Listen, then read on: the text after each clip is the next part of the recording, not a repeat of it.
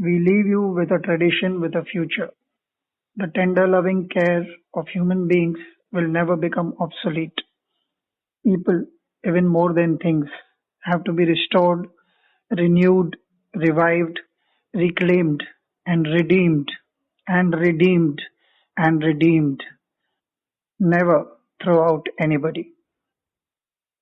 Hello and welcome back to a new podcast with Connecting Conversations. This time we have chosen a very interesting topic. The topic is kindness a weakness? But before we begin, let me welcome Sujata here with myself, Bunty, who's going to have this conversation. My background is that I am a writer with an advertising background, and Sujata will introduce herself. Hi, Sujata. Hi, Bunty. Good to connect. Hi, this is Sujata here. We are on our third session this week.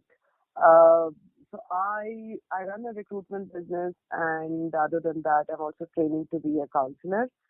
I'm Hmm. based in the UK, and yeah, Bunty and I have known each other for a couple of decades now, and we look forward to discussing today's topic, which is around kindness. Bunty, over to you. Yeah. Um, Let us just first figure out what each of us thinks about kindness. I think any deed which which is done selflessly, which is done for the good of another, be it small or big, uh, with the happiness of the other person in our minds, that can be termed as kindness. What do you think? Yeah, I mean, there are different ways to actually express kindness, even though we say uh, we can be kind or that is an act of kindness. So it can be different things. It can be an act of somebody being thoughtful or considerate or accommodative or doing things in a way that makes the other person uh, feel valued or comfortable, I guess. Yeah, yeah, that makes sense. Um, Mm. uh, Now, if we move on to what we decided to speak about this week, why is it that a lot of times kindness is perceived to be a weakness? Do you think, okay, do you agree that it is perceived to be a weakness at times by a lot of people? Yes, it does because I think people do mistaken it for being a big weakness, and I think the person who is usually kind, in my experience, is also taken advantage of, if you know what I mean. Okay, Yeah, so kindness can be perceived as being weakness. Yes. okay. I have been thinking about this since the day we decided that this might be a possible topic that we would speak on. One Mm-hmm. of the things I realized as when my uh, dad used to speak to mom and I was a kid, and he always used to say it's a very harsh world, it's a very difficult life, and even after my dad passed away, a couple of times my mom has repeated this. I have seen this being told to be me by my friends in various ways. Somehow everybody perceives this world to be a very harsh and evil place, and you've got to be on your guard and um do not show your vulnerable side. And kindness seems to kind of be looked as a weak point rather than the other way around. I think Mm-hmm. I think we see a lot of rude and boisterous people getting their way, and a lot of our leaders are also worshipped and liked because they are these alpha male energies. Somewhere we've been looking up to a very one-sided point of view, is what I would think. What do you think? Is that how your upbringing or your outlook of life has also been shaped by others? Um, Actually, I'll probably answer it a bit differently, Bunty, and maybe Mm. more answer. I think kindness. also differs from gender to gender.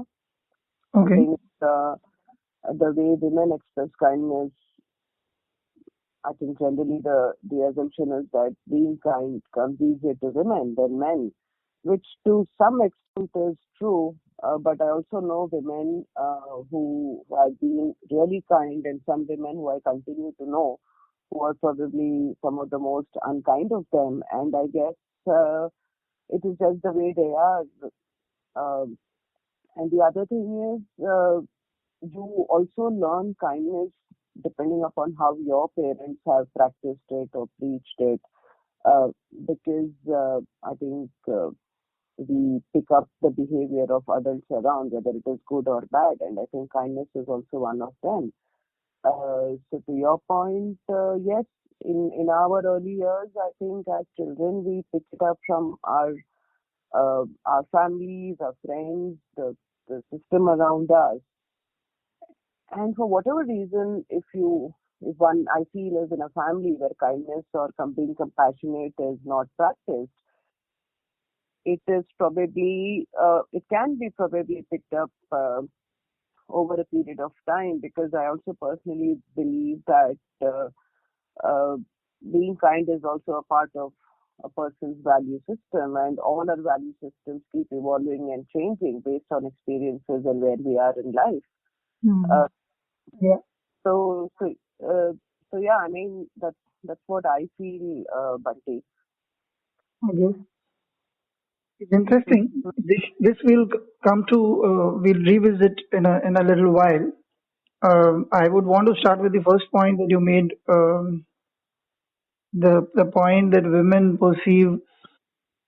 are perceived to be kinder because it comes naturally to them. Uh, Hmm. but oftenly it is seen as at the cost of being uh, decisive or not decisive enough. But that's really not the case. Of late, I've been thinking uh, there are two cases that come to mind in the world's uh, fight to figure out a solution about the COVID-19 issue. And Hmm.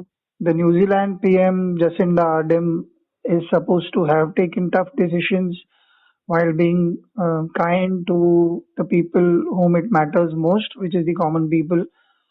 And the Health Minister of Kerala, K.K. Shailaja, who also has a very good record. They may have their ups and downs. Obviously, all of humankind is facing this problem and trying to figure out how to go about it. But they've had a good track record as far as the present time is concerned with their respective constituencies, be it a state or a country. And this is fairly different from when we grew up and we saw women leaders like Indira Gandhi or say Margaret Thatcher. They were perceived to be very strong ladies, and one would perhaps not associate kindness with them when one looked at their pictures. Obviously, we do not have personal communication with them at any point to know the truth about that matter. Um, Hmm.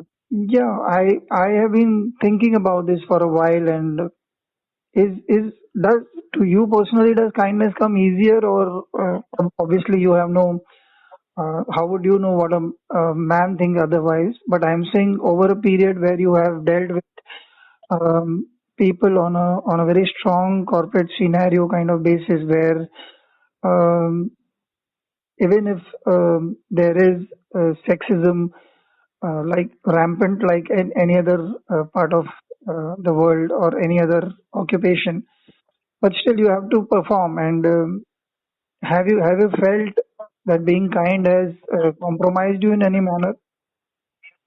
Oh, absolutely. I mean, to answer your earlier question about me being kind to, see, the thing is, it comes naturally, and I think kindness also works both ways, right? I think if one is in in the receiving end of kindness from certain individuals, whether is it in the family, outside, or at work, you want to reciprocate in a similar manner.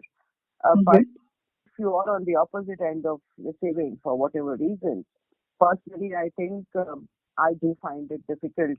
I may not be unkind, but but reciprocating in a kindly manner, I do find it difficult, especially with people I don't know that well, uh, because I think at the end of it, for most of us, it's what you receive is what you give, and vice versa, isn't it? Uh, yeah, Um, it's very interesting because my present time experience um, hmm, um, to come closer to the values workshop, which is a very recent initiative I started, and I reached out to people whom I have not been in touch with for a long time. I had um, no other way to build it up and find out what people thought about conversation about topics like these. So when I reached out and started talking about, there is this idea that uh, I would want to work with you all on bringing values back into mainstream conversation. Um I was reasonably successful in gradually getting one by one response. It wasn't outright if I spoke to 50 people or 30 people, all of them didn't respond at the same time. But off late, what I'm realizing is, some of them have been actually reaching out to me after 3.5 weeks, 4 weeks, and I'm taken aback. And they are responding in the same spirit that I had asked the question and apologizing because they couldn't reach out to me earlier.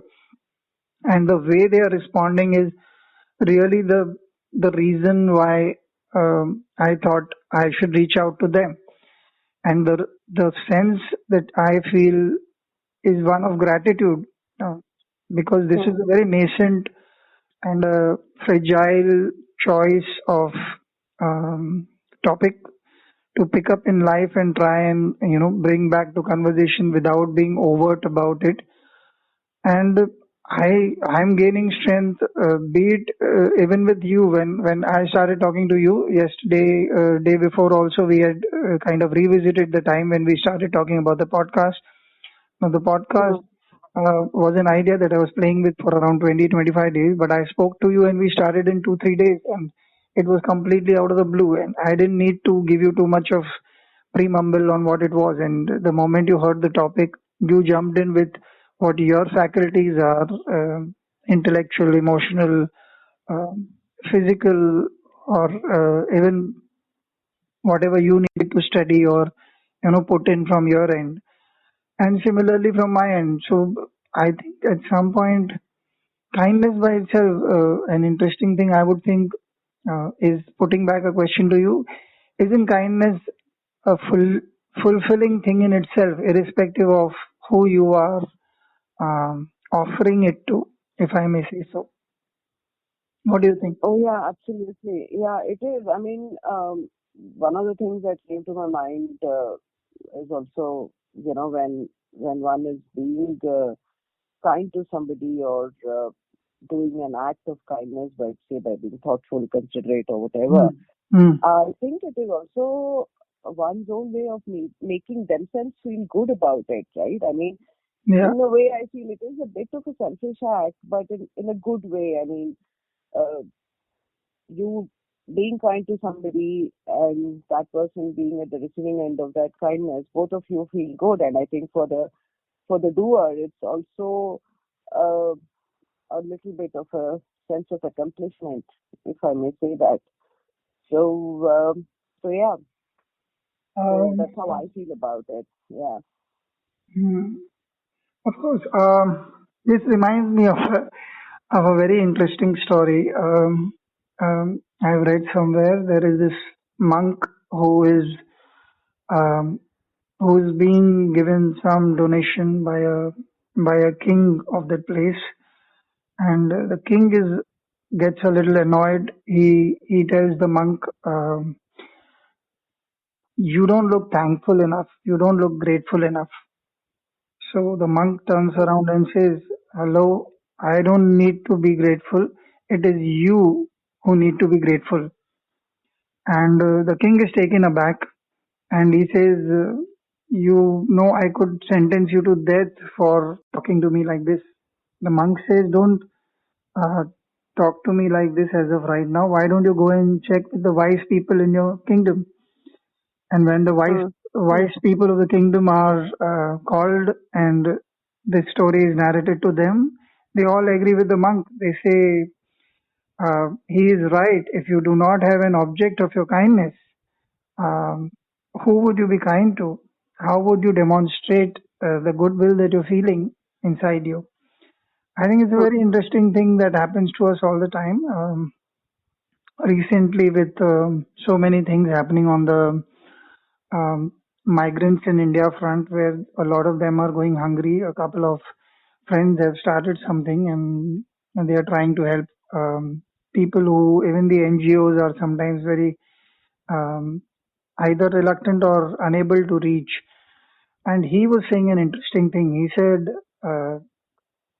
I am so thankful that I've got an opportunity because a lot of people are doing a lot of good things, great things out there. And Hmm. sometimes you are wondering, you also want to do something, but how would you? So he's actually going out and, representing the other friends, where he actually lands up finding people who are untouched by organizations or governmental help so far.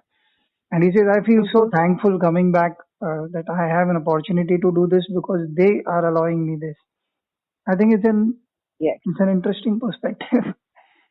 it is. Yeah, it is. I think whether it is the times that we live in or whatever we learned or imbibed, whether through our parents or people in the past, I think it's uh, it's eventually increasingly the messages. It's good to be kind. I mean, to your earlier point of the um, women political leaders, whether it's in the UK or in India, trying to be kind. You just can't imagine them to be that because it again comes to your earlier question of being is kindness perceived as being a weakness. So I'm sure these women would have had a side to them, but it's just that they never got an opportunity or they didn't want to display that part of them in public. I would say so. Yeah. Do you also resonate with that point of view in terms of in the corporate circles when you were, uh, or even now when you are dealing with people where there is cutthroat competition? Do you see yourself as being compromised if you were to show Yes. Yes, I do feel that way. I'll tell you because I'm also, see, the other thing is, I'm also self-employed. I run a recruitment business, and that's a very competitive and cutthroat business. Uh, so I've had instances where I felt, okay, probably dealing with a certain situation kindly would probably be better, but I think it has probably even cost me some of my relationships because I chose to do things differently. And I think since we are talking about this topic, being kind can also translate into telling your clients or candidates to do the right things.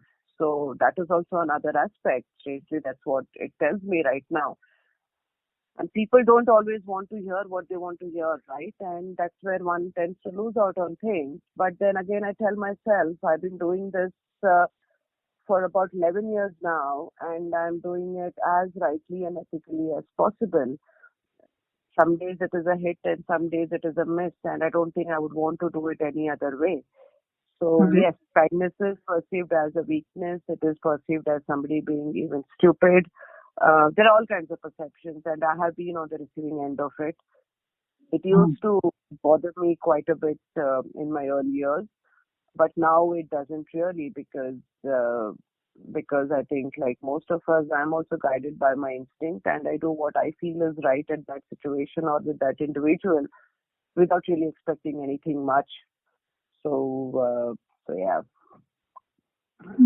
This is exactly what I was thinking about my own career in advertising, also being a creative, especially in the multinational agencies where there are people always waiting to crack the next big idea or be the toast of the office or the fraternity or the nation at times. Um, Hmm. there is a sense of competition very often. Um, over a period, I realized I enjoyed being with both the people much more than the business of proving to be creative, because as it is creative was a natural expression for me, and I was getting better and better at it because I was practicing it on a daily basis. Mm. Sometimes one may or may not be as successful as the other person because you're busy, um, not bothering about the competition, but more about work and uh, getting to just be good to people, creating goodwill, Yeah. being kind. I remember there was this popular misconception about me. I used to keep a lot of candies in my drawer in one of the agencies I was working, and the funny part was once I had kept a couple, and a few friends found out, and they came and asked for it, and I gave it away, and they were like candies, so it was really not a big deal. But soon it kind of spread, and a lot of people said, "Arey, that day you saved my life, and I was going through a bad time, and this candy was really awesome." So I started getting good variety of candies, different flavors, and just kept it without bothering too much. So if I was keeping five earlier, now I would keep 20, 25. So a lot of people Mm. were under the misconception that I love eating candy. So, Yeah. and this was around a couple of days back. I was talking to somebody, and she was telling me, so you never liked eating those? I said, no, I actually do not like sweets too much. They were just there because some people said that they like it and it seemed like a good thing to do. It was okay. It was not a big deal. So I would have, Mm. like somebody would put a post-it on my comps in case I was not on my table. Sorry, I flicked one of your candies, or I picked up a couple. Today I need a lot of them. No, it was Mm. Mm. for all Mm. practical purposes. These are people who are on the upward march towards success, but they Yeah. felt so good about a small piece of candy in that sense. And yeah, it's even now when I think of it, it makes me so happy, and I wish I could do something similar. Except that, like you, I am self-employed, and there are less chances of carrying candy or stuff like that. This also one quick um, uh, small story about my one of my wife's relatives. He used to do a very strange thing. He was not very well off, and he used to drive a rickshaw somewhere in Gujarat. So he used to carry an almond, a lot of them, and every policeman, every traffic cop he used to meet, he used to give and ask them to say the Lord's name. That's it. Mm. Nothing. No other intention. And they would all know him. Mm. And he said very often I have found that they'll end up helping me because they think I'm a good guy. And I think it's Mm. just a beautiful thing. Just being kind without any Yeah. reason at all. It's a Yeah. you Yeah. mentioned the Yeah. sense of accomplishment. I think that is beautiful. Yeah. Yeah. It is. Funnily, when you spoke about your candy box when you were Hmm. part of the corporate world, I used to have something similar Hmm. before I got into being an entrepreneur. I would have this drawer full of stuff, so whether it's candies or any Indian snacks. To the extent that I would also carry a packet of instant coffee because I somehow still don't like the coffee that you get here. So I would still carry my Brew instant coffee. I mean, people who know Brew and who like Brew, which is an Indian brand of instant coffee, they know exactly what I mean. So yeah, I mean, I would have this packet all the time in my drawer, and it came to a stage where even if I wasn't around people, some of them would know where exactly I would stash things, and they would just come and help themselves. So yeah, but in this case, I am fond of coffee, so it is not entirely selfless. Uh, yeah, but like I said, it's just the intention of sharing in your mind. Yeah. It's not really that you would want to or not. An interesting perspective that I learned while studying the written part of Dhamma, which is called the Pariyatti, about our meditation, Hmm. is that Yeah. what kind of dana or donation do you do? With what kind of mindset do you do, and how do you look at it yourself? Is of utmost importance. And one of the things I realized is after I read that, I started sharing things that I would do for myself very often. So if I were getting a gift for you, I would only buy the gift that would make me happy first. Very rarely Yeah. would I, go out of my way to second guess what you would like. Hmm. Hmm. And Hmm. it is Hmm. it's outstanding that very often I've been told, "Oh, your gifts are so special. How did you know that I like this?" But actually, I did not. The intent was that I choose something that makes me very, very happy. Whether it's a small Yeah. gift or an expensive gift does not matter. But till Yeah. date, I think even I cherish those gifts. A lot of people struggle to find out, what one can give me because I don't seem to be interested in most things. But I think it's more the intent. Sometimes, yeah, like when you were mentioning the coffee, I said, "Okay, I wanted to be in that office." So I think it is good greed if I were to call it that. Yes. Yes. It is good greed, and it's good to have that kind of greed. I feel. Yeah. Yeah. Yeah. I also think to take this, I would, since we are talking about kindness and we did speak a little about my dad, I would want to narrate a story about something that you had said earlier. Can kindness be picked up um, later in your life if you have not been taught? But the story I want to share is how I was taught at least one aspect of kindness by my father. It so Mm-hmm. happened I was in school and I was going out to play and I was speaking to my dad and he was in the balcony and I was on the ground floor and my neighboring auntie was coming with a bag of groceries and I didn't bother too much and my dad quickly asked me go help her with a bag of groceries and drop her to a place and I quickly went and it was not such a big deal per se. But auntie's reaction was she was very touched that I was so well mannered, not realizing that my dad had gestured, and I felt very good about it. And that one incident actually, as far as neighbors are concerned, has touched me for the entire lifetime. It is it's the easiest for me to be kind to my immediate neighborhood most of the times, or my friends, Yeah. families, or it's very easy because of that one episode because you just realize um, the impact more than anything else that it touches somebody else. It didn't mean anything to me, honestly. But um, yeah, this is I read something on this. Somewhere there was this mention of three kinds of kindness. There was this Okay. kindness which didn't matter to you, which was like a random act of kindness that you did.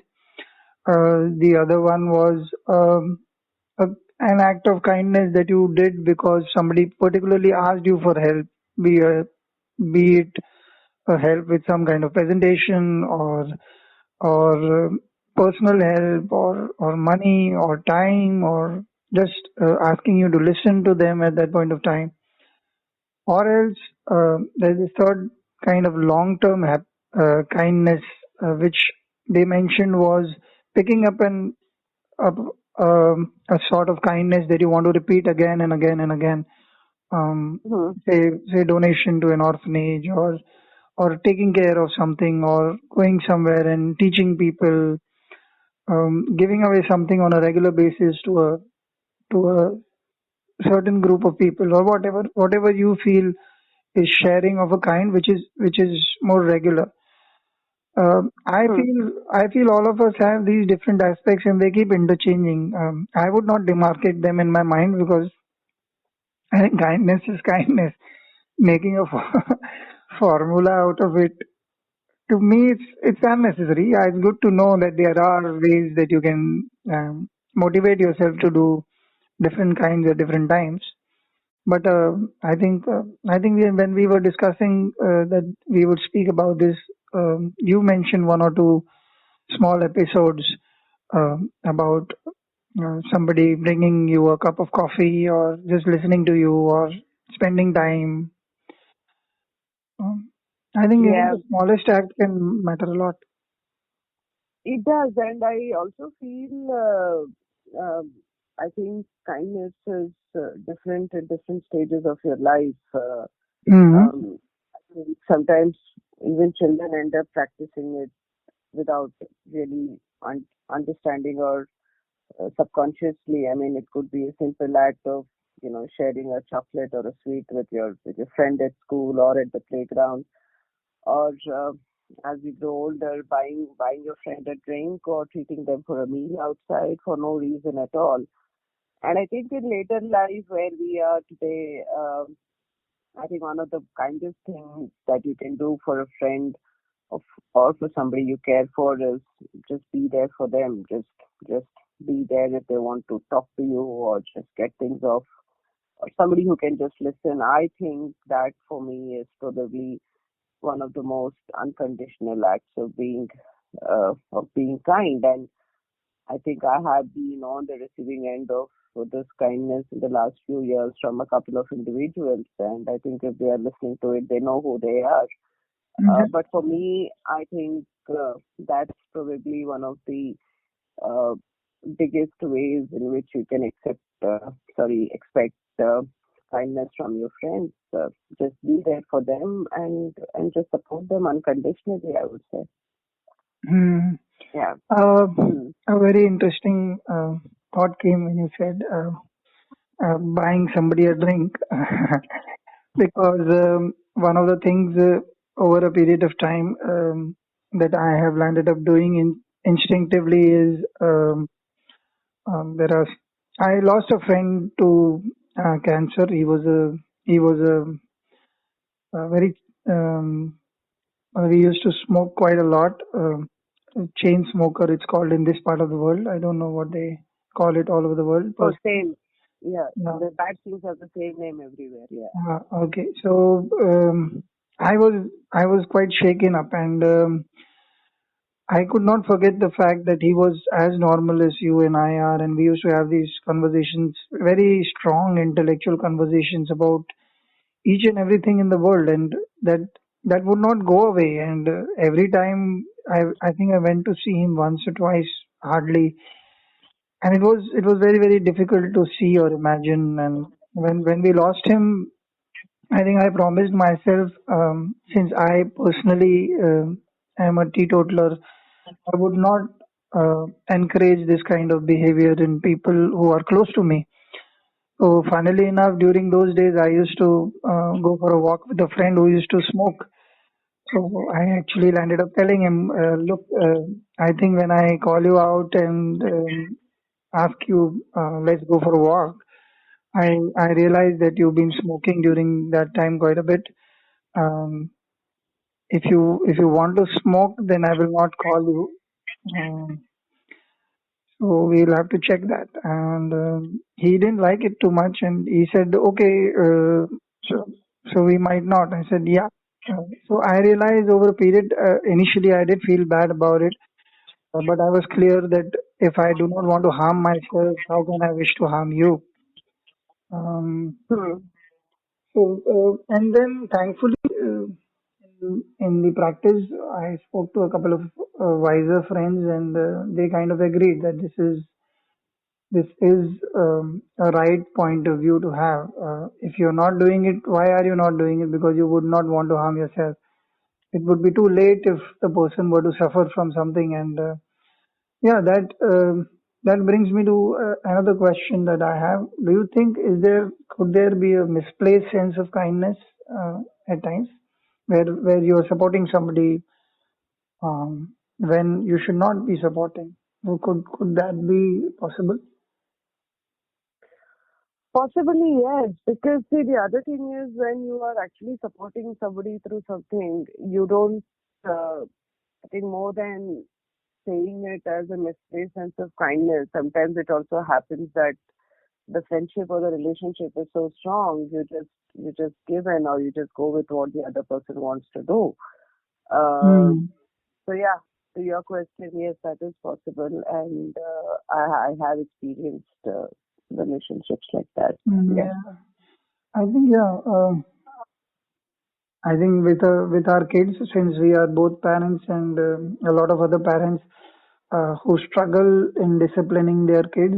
I think I've been lucky. I've been lucky that way. My mother has been having a strict code of discipline throughout her life, and I have kind of a bit of it. So at times when you feel very forced to take certain decisions for the betterment of the child, and yet, in fact, one episode did happen where a friend of my daughter's came um, to play with her during this shutdown, and I had to actually say no. And but I felt really bad about it. And what I did was I sent her mother a message that I'm really sad and please apologize personally on my behalf, saying that I'm Hmm. sorry, but we are trying to stick to the restrictions as well as we can. Yeah. And she said, yeah, we understand, that's not a problem at all. And I think that is the best you can manage when you're taking a decision which looks harsh on the outside. We need to check ourselves whether we are being kind inside, or is it just a women fancy that we are catering to our own. No, that's a good point you made. See, the other thing is, especially in the times that we are living in, if you have people who want to meet you or they want to come visit you, uh, I do find it a bit weird when they ask me or they tell me, because these are extraordinary times. Like about I think when the whole COVID thing started, me and a very close of friend, very close friend of mine, we Mm, just decided, should we just catch up, and maintain the protocols. We'll just sit like 4 meters apart and still say hello to each other, wave at each other, see our kids, and then move on. Uh, as much as I was looking forward to, interestingly, I didn't hear back from her, and I just assumed it's the right thing to do, and we never even spoke about it. I didn't even call her saying, "Hey, you said that we are going to meet," but we didn't, because it was the most sensible thing to do. Uh, because this is also a mm. time, I think, where friendships are going to be put to test, right? I mean, Already. you don't really have, sorry, yeah, yeah, because I know we are all dealing with it differently. It's not easy for all of us. But I think this is also a time where really true friendships are going to be tested. I mean, if you say you don't want to meet people, I think one should respect that. And if they don't, I guess we all know what the answer is, Bunty. Mhm. Good. I Yeah. think I think we've covered the basic good ground on this. Are there any Yeah. points that you want to cover, or are we good with what we've covered so far? I I think kindness as a topic is so vast. Yeah. I, if we can, I feel personally, I think we can go on and on and on. But I think we did manage to. I would like to imagine that we did get a very good gist about the key bits here, whether it is what it means to each of us, how we perceive things, the give and take of kindness in all relationships, men versus women as well, and of course your own experience. And the candy box will stay with me all the time. So, Yeah. So I would yeah, I would want to close this session with another quote that I find is very beautiful. Um, so um, it goes like this: the lotus is the most beautiful flower, whose petals open one by one, but it will only grow in the mud. In order to grow and gain wisdom, first you must have the mud, the obstacles of life and its suffering. The mud speaks of the common ground that humans share, no matter what our stations in life. Whether we have it all or we have nothing, we are all faced with the same obstacles: sadness, loss, illness, dying, and death.